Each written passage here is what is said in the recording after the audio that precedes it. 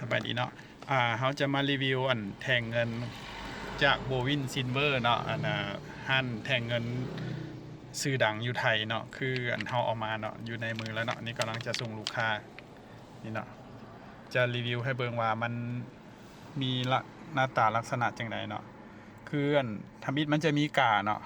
กาอยู่เทิงนี้จะมีกาก่อนแจ้งบ่เนาะบ่แน่ใจตัวเทิงจะเป็นกาหรือว่าโลโก้ของห้านเนาะ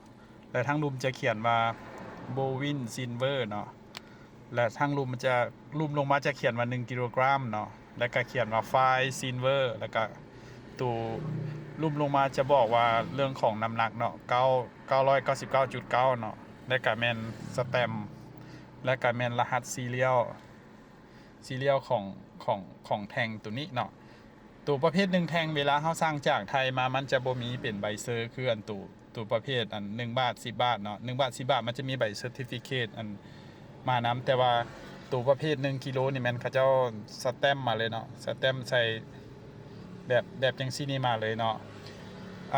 ตัวนี้เนาะคันผู้ใดที่สั่งเนาะสั่งพันสิให้เฮาอันจั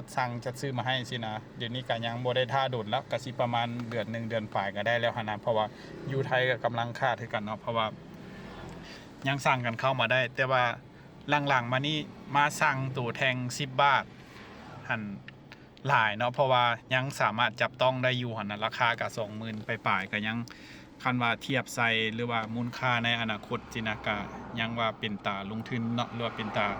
เอาไว้เนาะแต่ก็ก่อนลงทุนก่อนหยังก็ให้ศึกษาก่อนเนาะเพราะว่า